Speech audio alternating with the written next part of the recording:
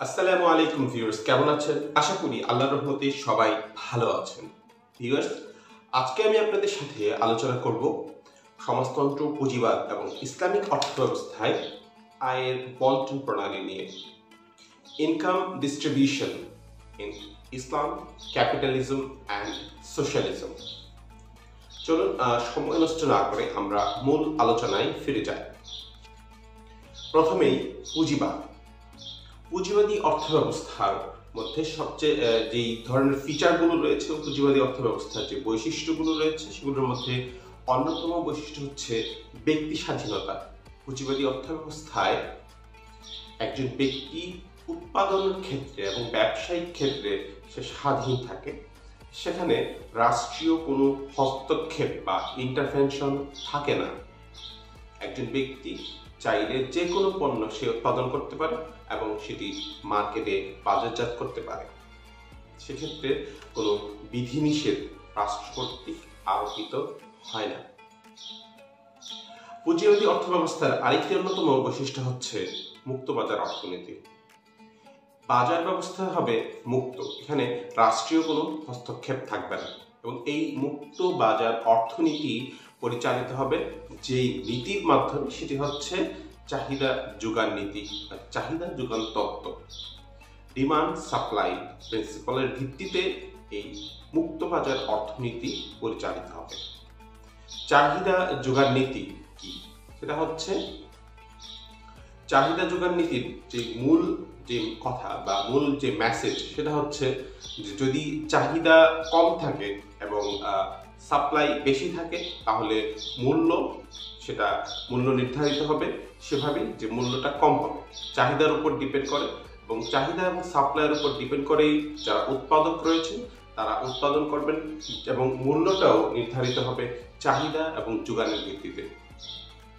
যদি একটা আইসক্রিমের আমি একটা এক্সাম্পল হিসেবে যদি আমরা আইসক্রিমকে দেখি, যে শীতকালে আইসক্রিমের চাহিদা কম থাকে, ফলে যারা উৎপাদক রয়েছে তারা অবশ্যই আইসক্রিম তারা কম উৎপাদন করবে এবং যেহেতু আইসক্রিমের চাহিদা কম থাকে, যদি তারা বেশি উৎপাদন করে ফলে বাজারে যদি সাপ্লাইটা বেশি থাকে তাহলে অবশ্যই সেক্ষেত্রে আইসক্রিমের মূল্যটা কম থাকবে। চাহিদা কম থাকার কারণে এবং সাপ্লাই বেশি থাকার কারণে মূল্য কম থাকবে এবং যদি সাপ্লাই কম থাকে এবং চাহিদা বেশি থাকে তাহলে মূল্য বেশি থাকবে। এভাবেই চাহিদা যোগান নীতির ভিত্তিতে মুক্তবাজার অর্থনীতিতে পুঁজিবাদী অর্থব্যবস্থা পরিচালিত হয় এবং এই চাহিদা যোগান নীতি কার্যকর থাকার অন্যতম শর্ত হচ্ছে অবশ্যই সেখানে প্রতিযোগিতা থাকতে হবে। যদি মার্কেটে প্রতিযোগিতা না থাকে তাহলে চাহিদা যোগান নীতির যে নীতিমালা বা যে এই নীতিটি অবশ্যই অকার্যকর হয়ে পড়বে, তার কার্যকারিতা হারিয়ে ফেলবে।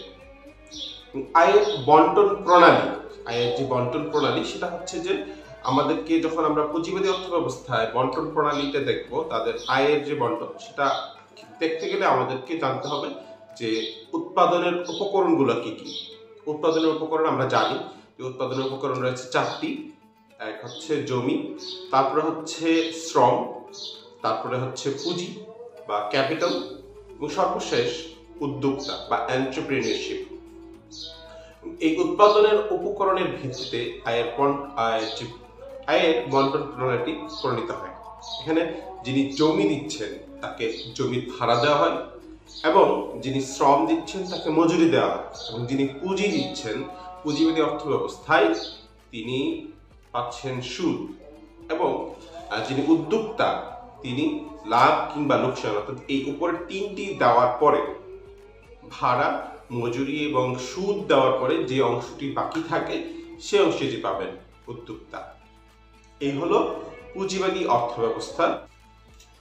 সমাজতান্ত্রিক অর্থব্যবস্থা, এই সমাজতান্ত্রিক অর্থব্যবস্থায় ব্যক্তিগত যেই মালিকানা সেটা অনুপস্থিত থাকে এবং আমরা সেখানে দেখতে পাই যে রাষ্ট্রীয় মালিকানার কথা বলা হয়ে থাকে এবং যেই উৎপাদনের যে উপকরণগুলো থাকে সেই সবগুলোই রাষ্ট্রীয় নিয়ন্ত্রণে থাকে। এক্ষেত্রে ব্যক্তিগত উদ্যোগে কোনো কিছু কেউ করতে পারে না, সবকিছুই রাষ্ট্রীয়ভাবে করা হয়। প্রশাসন যতটুকু উৎপাদন করা প্রয়োজন মনে করবে, প্রশাসন ততটুকুই উৎপাদন করবে, এর বেশি উৎপাদন করবে না। অর্থাৎ উৎপাদনের ক্ষেত্রে এবং মূল্য নির্ধারণের ক্ষেত্রে সবকিছুর ক্ষেত্রেই প্রশাসন কর্তৃক সবকিছুই নিয়ন্ত্রিত থাকবে, অর্থাৎ রাষ্ট্র কর্তৃক সবকিছু নিয়ন্ত্রিত থাকবে। ইভেন বাণিজ্যিক যেই দোকানগুলো রয়েছে সেগুলোর ক্ষেত্রেও রাষ্ট্রের নিয়ন্ত্রণ থাকবে। শুধুমাত্র ব্যক্তিগত ব্যবহার্য জিনিসপত্র ছাড়া সবকিছুই রাষ্ট্রীয় মালিকানায় থাকবে। ব্যক্তিগত ব্যবহার্য জিনিসগুলি একমাত্র ব্যক্তিগত মালিকানায় থাকবে। এবং এর মুনাফা বন্টন বা আয় ইনকাম ডিস্ট্রিবিউশন, যেটা ইনকাম ডিস্ট্রিবিউশন প্রণালীর ক্ষেত্রে আমরা দেখি, পদ্ধতির ক্ষেত্রে আমরা দেখি যে যেহেতু জমি এবং উৎপাদনের যে উপকরণ মেশিনারিজ রয়েছে অন্যান্য, এবং হচ্ছে যে আরও ক্যাপিটাল, এগুলো রাষ্ট্রীয় মালিকানায় থাকে, রাষ্ট্রীয় নিয়ন্ত্রণে থাকে। এবং রাষ্ট্রই যেহেতু উৎপাদনের ক্ষেত্রে উদ্যোগ গ্রহণ করে, সেক্ষেত্রে জমির ভাড়া বা ক্যাপিটালের ক্ষেত্রে পুঁজির সুদ দেওয়া এবং যে মুনাফার কথা বলা হয়, উদ্যোক্তা যে মুনাফা নিবে, পুঁজিবাদী অর্থব্যবস্থা আমরা দেখেছি যে পুঁজিবাদী অর্থব্যবস্থায় মুনাফাটা নেয় যিনি উদ্যোক্তা, তিনি মুনাফা নেয়। তো এক্ষেত্রে শুধুমাত্র এই সব কিছুই রাষ্ট্রের কাছেই থাকবে। শুধুমাত্র রাষ্ট্র যারা শ্রমিক রয়েছেন তাদেরকে মজুরি দিবে, এবং এই মজুরিটা নির্ধারিত হবে রাষ্ট্রীয় যে পরিকল্পনা, সেই পরিকল্পনার মাধ্যমে। অর্থাৎ সমাজতান্ত্রিক অর্থব্যবস্থায় আমরা এক কথায় যদি বলতে চাই, সেক্ষেত্রে আমরা বলতে পারি এখানে কোনো কিছুই, যে উৎপাদনের উপকরণগুলো সবকিছুই রাষ্ট্রীয় মালিকানায় থাকে, ব্যক্তিগত মালিকানায় কোনো কিছু থাকে না। এবং রাষ্ট্র সবকিছুই নিয়ন্ত্রণ করে এবং রাষ্ট্র সবকিছু পরিচালনা করে তাদের যে নির্দিষ্ট পরিকল্পনা রয়েছে সেই পরিকল্পনার অধীনে। এবং সেই পরিকল্পনা তারা যেটা করে সেটা দীর্ঘমেয়াদী পরিকল্পনা হতে পারে এবং স্বল্প মেয়াদী পরিকল্পনা হতে পারে। এবং আয়ের বন্টনের ক্ষেত্রে রাষ্ট্র সবকিছুই নিয়ে নেয়, শুধুমাত্র শ্রমিকের যে মজুরিটা শ্রমিকদেরকে কার কতটুকু মজুরি প্রাপ্য হবে সেটা পরিকল্পনার অধীনে নির্ধারিত হবে। এই হচ্ছে সমাজতান্ত্রিক অর্থব্যবস্থার আয়ের বন্টনের পদ্ধতি। ইসলামের ক্ষেত্রে অর্থব্যবস্থা কি বলে? ইসলামিক অর্থব্যবস্থা বলতে আমরা যেটা বুঝি, ইসলাম কোনো একটি অর্থব্যবস্থার নাম নয়, বলতো ইসলাম হচ্ছে একটি দিন এবং একটি পরিপূর্ণ জীবন বিধান, একটি ধর্ম। এবং অর্থব্যবস্থাটি হচ্ছে ইসলামের একটি অংশ মাত্র। এখানে আমরা ইসলামকে একটি অর্থব্যবস্থা বলতে পারি না। ইসলাম হচ্ছে, এই অর্থব্যবস্থাটা হচ্ছে ইসলাম ধর্মের একটি অংশ মাত্র।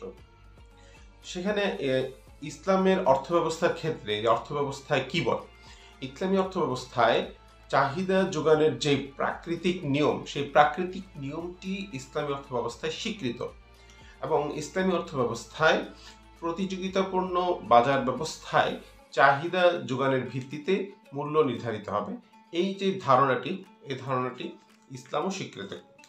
যেমন পুঁজিবাদী অর্থব্যবস্থায় যেভাবে মূল্য নির্ধারিত হয়, ঠিক এভাবেই চাহিদা যোগানের ভিত্তিতে প্রতিযোগিতাপূর্ণ বাজার ব্যবস্থায় মূল্য নির্ধারিত হবে ইসলামিক অর্থব্যবস্থাতেও।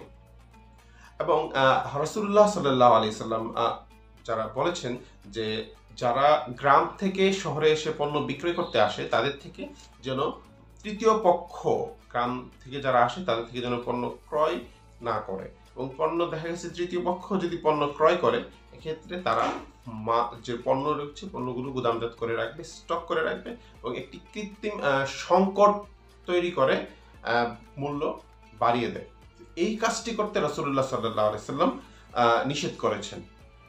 তার মানে বোঝা যায় যে রাসূলুল্লাহ সাল্লাল্লাহু আলাইহি সাল্লাম একটি প্রতিযোগিতাপূর্ণ পরিবেশ যেন সৃষ্টি হয় বাজারে, সেটার প্রতি সকলকে উৎসাহিত করেছেন। ক্রেতা যেন সঠিক মূল্য পায় এবং বিক্রেতা যিনি উৎপাদনকারী সে নিজে এসে বাজারে পণ্য বিক্রি করবে। ফলে তার গুদামজাতকরণেরও চিন্তা ভাবনা থাকবে না এবং তার বাজারে আসার পরে সে সকালে আসবে এবং সন্ধ্যায় চলে যাবে এবং সন্ধ্যায় যাওয়ার তার একটি তাড়া থাকবে। ফলে যারা ক্রেতা রয়েছে তারাও সঠিক মূল্য পাবে। তারপরে আসেন ব্যক্তি স্বাধীনতার ব্যাপারে ইসলাম কি বলে? ব্যক্তি স্বাধীনতার ব্যাপারে ইসলাম বলে যে বাজার ব্যবস্থায় ব্যক্তি কতটুকু স্বাধীন থাকবে, ব্যক্তি ততটুকু স্বাধীন থাকবে, অর্থাৎ তারা ওই পণ্যগুলোর ক্ষেত্রে ইসলাম কি করে, কিছু বিধিনিষেধ আরোপ করে যে পণ্যগুলো ইসলামী শরিয়া ক্ষেত্রে নিষিদ্ধ। অর্থাৎ ইসলাম শরিয়া যে পণ্যগুলো নিষিদ্ধ রয়েছে এবং যেই পণ্যগুলো সামাজিক ক্ষেত্রে সমাজের জন্য ক্ষতিকর, ব্যক্তি জীবনের জন্য ক্ষতিকর, ওইসব পণ্যের বেচা কেনা বা ওইসব পণ্য উৎপাদনের ক্ষেত্রে ইসলাম বিধিনিষেধ আরোপ করেছে। তাছাড়া অন্য কোনো পণ্যের ক্ষেত্রে ইসলাম বিধিনিষেধ আরোপ করেনি। কোন কোন পণ্যের ক্ষেত্রে আমরা উদাহরণ হিসেবে আমরা দেখতে পারি যে মাদক দ্রব্য যেগুলো রয়েছে, মদ, গাঁজা বা এই ধরনের যে ইয়াবা ব্যবসা করা, মাদকের যত ধরনের মাদক রয়েছে সবগুলোই সমাজের জন্য ক্ষতিকর, মানুষের জন্য ক্ষতিকর এবং ইসলামী শরীয়ত দৃষ্টিকোণ থেকেও এগুলা নিষিদ্ধ। এই জন্য এই পণ্যগুলো নিষিদ্ধ করা হচ্ছে। তাছাড়া আরও যেমন রয়েছে পর্নোগ্রাফি। অন্যান্য দেশে আমরা দেখি পুঁজিবাদী অনেক রাষ্ট্রে পর্নোগ্রাফিটা বৈধ। আমরা সেই ক্ষেত্রে ইসলাম পর্নোগ্রাফিটা ইসলামী অবশ্যই নিষিদ্ধ এবং এটা সমাজের জন্য ইসলামী শরীয়ত দৃষ্টিকোণ থেকে যেভাবে নিষিদ্ধ, আমাদের সমাজের জন্য অনেক ক্ষতিকর। তাছাড়া সুদ, জুয়া এইগুলো ইসলামী নিষিদ্ধ এবং এই সুদের ব্যবসা করা বা জুয়া বা ক্যাসিনোর ব্যবসাও ইসলামী নিষিদ্ধ রয়েছে। বলে এই যেগুলো ইসলামী শরিয়া এবং সমাজের জন্য ক্ষতিকর, ইসলামী শরিয়ার ক্ষেত্রে নিষিদ্ধ, ওইসব পণ্যের ক্ষেত্রে বিধিনিষেধ রয়েছে।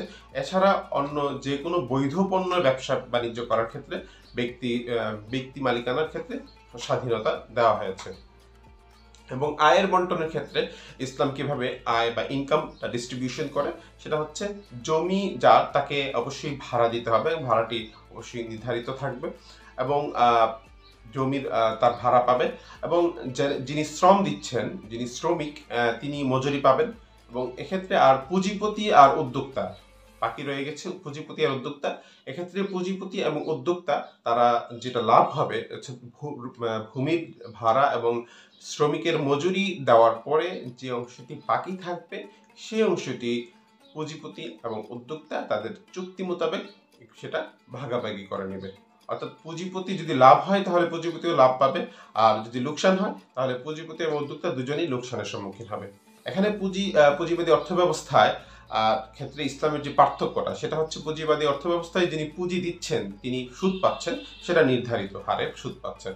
কিন্তু ইসলামে কোনো সুদের বিধান নেই, যে ইসলামে যেহেতু সুদ নিষিদ্ধ সেক্ষেত্রে পুঁজি যিনি দিবেন তিনিও লাভ লোকসানের ভাগীদারি হবেন। এই হলো ইসলামে আয়ের বন্টনের নীতিমালা বা পদ্ধতি। ধন্যবাদ সবাইকে, ভালো থাকবেন। আসসালামু আলাইকুম ওয়া রাহমাতুল্লাহি ওয়া বারাকাতুহু।